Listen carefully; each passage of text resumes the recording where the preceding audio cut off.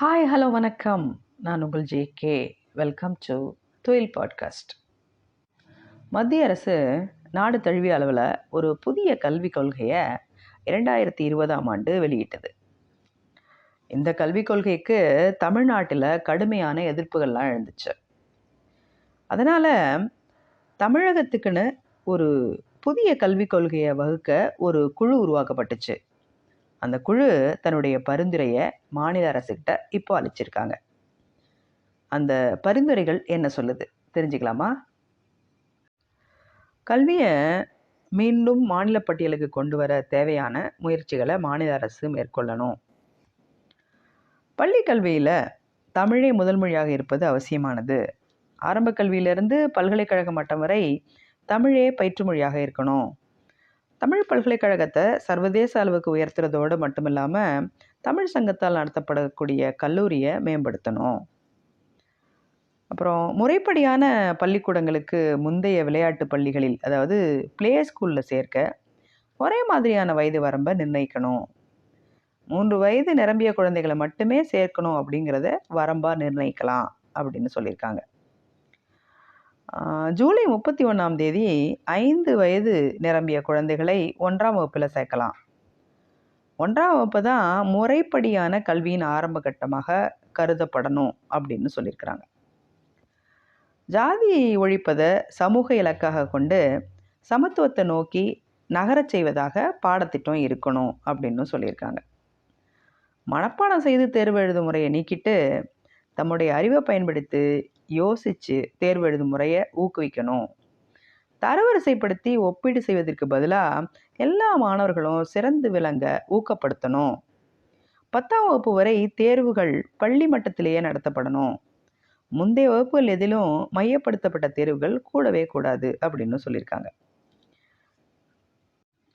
மொழி ரீதியான மத ரீதியான சிறுபான்மையினர் தங்கள் தாய்மொழிகளை, அதாவது உருது, மலையாளம், தெலுங்கு, கன்னடம் போன்ற மொழிகளை தங்கள் பாடத்திட்டத்தின் ஒரு பகுதியாக படிக்க முயற்சிகளை மேற்கொள்ளணும். இங்கேயே பிறந்து 30 ஆண்டுகளுக்கு மேலே வசிக்கக்கூடிய அகதிகளினுடைய குழந்தைகளுக்கு கல்வி அளிக்கும் பொறுப்பு மாநிலத்தை சேர்ந்தது. அவர்களுக்கு கல்வி வாய்ப்பில் சிறந்த ஒதுக்கீடு, குறிப்பாக உயர்கல்வியில் இடஒதுக்கீடு அளிக்கலாம் அப்படின்னு பரிந்துரை செஞ்சுருக்காங்க. தமிழ்நாட்டில் புலம்பெயர்ந்து வாழும் தொழிலாளர்களுடைய எண்ணிக்கை தொடர்ந்து அதிகரித்து வருது. அதனால் அவர்களுடைய குழந்தைகளுக்கு அவர்களது தாய்மொழியை கற்பிக்க ஏற்பாடு செய்யணும். இந்த குழந்தைகளுடைய சமூக பின்னணி, மொழி ஆகியவற்றை புரிந்து கொள்ள ஆசிரியர்களுக்கு பயிற்சி அளிக்கணும் அப்படின்னு சொல்லியிருக்காங்க. அரசு உதவி பெறும் பள்ளிக்கூடங்களை அரசு பள்ளிகளுக்கு இணையாக கருதணும். ஆனால் அந்த பள்ளிகளில் அதிக அளவில் மாணவர்களை சேர்க்கிறது, கூடுதல் கட்டணம் வசூலிக்கிறது மாதிரியான புகார்கள் குறித்து தெரிஞ்சுக்கிறதுக்கு சிறப்பு ஆய்வுகள் நடத்தப்படணும் அப்படின்னு சொல்லியிருக்காங்க. அரசு பள்ளிகளுக்கு அரசு போதிய அளவில் நிதி ஒதுக்காததுனால மக்கள் தனியார் பள்ளிகளை நாடி செல்கிறாங்க. பொது பள்ளிகளுடைய கட்டமைப்பை மேம்படுத்த நடவடிக்கை எடுக்கணும் அப்படின்னு சொல்லியிருக்காங்க. பள்ளி கல்லூரிகளுக்கு இணையாக தனியார் நடத்தும் கோச்சிங் வகுப்புகளை தடை செய்கிறது குறித்து அரசு பரிசீலனை செய்யணும். இவங்க கல்வியை ஒரு பொருள் மாதிரி விளம்பரம் செய்கிறாங்க. இது தொடர்ந்துச்சுன்னா கல்லூரிகள் மற்றும் பள்ளிகள் இவைகள்லாம் தேவையற்றதாயிடும், அந்த மாதிரியான ஒரு நிலை வந்துடும் அப்படின்னு சொல்லியிருக்கிறாங்க. பள்ளிக்கூடங்களில் சேர்வதற்கு எந்த விதமான நுழைவுத் தேர்வையும் நடத்தக்கூடாது. இலவச சைக்கிள் வழங்கும் திட்டத்தை 11ஆம் வகுப்பில் செயல்படுத்துறதுக்கு பதிலாக 9ஆம் வகுப்பில் செயல்படுத்தலாம் அப்படின்னு பரிந்துரைச்சிருக்காங்க. கல்வி உரிமை சட்டத்தின் கீழ் தனியார் பள்ளிகளில் சேர்க்கப்படும் மாணவர்களுக்கு அரசு கட்டணம் செலுத்துறதுக்கு பதிலாக அரசு பள்ளிகள்லேயே கூடுதல் முதலீடுகளை அரசு செய்யணும் அப்படின்னு சொல்லியிருக்காங்க. கல்லூரி சேர்க்கையை பொறுத்த வரைக்கும் 11ஆவது 12ஆவது வகுப்பு மதிப்பெண்களை வச்சு தான் உயர்கல்வி நிலையங்களில் மாணவர்களை சேர்க்கணும். எந்த விதமான நுழைவுத் தேர்வுகளும் கூடாது. கல்லூரிகளில் இளங்கலை படிப்புகளில் 3 ஆண்டு, முதுகலை படிப்புகளில் 2 ஆண்டு என்ற நிலையே தொடரும். ஆனால் யூஜிசியின் பாடத்திட்ட விதிகள் சிக்கலானவையாக இருக்கிறதுனால மாணவர்கள் விரும்பினா 4 ஆண்டுகள் உள்ள ஹானர்ஸ் படிப்பையும் தேர்வு செஞ்சு படிக்கலாம்.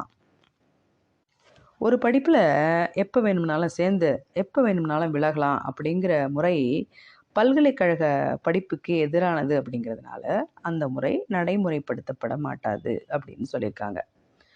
பல்கலைக்கழக பட்டத்தை பெறறதுக்கு 3 ஆண்டு படிப்பு முடிக்கணும். பாதியிலே நிறுத்திட்டு டிப்ளமா சான்றிதழ் கேட்டாங்கன்னா அந்த கோரிக்கை ஏற்கப்பட மாட்டாது அப்படின்னு சொல்கிறாங்க. உயர்கல்வியில் அரசோட பங்களிப்பு குறைஞ்சு தனியாருடைய பங்களிப்பு அதிகரிச்சிருக்கு. இது எல்லா பிரிவினருக்கும், அதாவது குறிப்பாக சொல்லணுன்னா சமூகத்தினுடைய கீழ்மட்டத்தில் இருப்பவங்க உயர்கல்வி பெறும் வாய்ப்பை குறைக்குது. உயர்கல்வியில் அரசு கூடுதலான முதலீடு செய்யணும் அப்படின்னும் பரிந்துரைச்சிருக்காங்க. தனியார் கல்வி நிலையங்கள் பாரம்பரியமான படிப்புகளுக்கு பதிலாக சந்தைக்கு தேவைப்படும் படிப்புகளை வழங்குது. அதனால் பல தருணங்களில் மாணவர்கள் சரியாக தயார் செய்யப்படாமலேயே வெளியில் அனுப்பப்படுறாங்க. அவர்களுக்கு வேலை கிடைக்கிறது கடினமாகிடுது. இதை அரசு கட்டுப்படுத்தணும் அப்படின்னும் சொல்லியிருக்காங்க. மாறி வரும் சூழலுக்கு ஏற்றாற்போல் கல்வியில் ஏற்படக்கூடிய மாற்றங்கள் ஒரு வலிமையான எதிர்காலத்தை உருவாக்கும். மீண்டும் சந்திப்போம். நன்றி.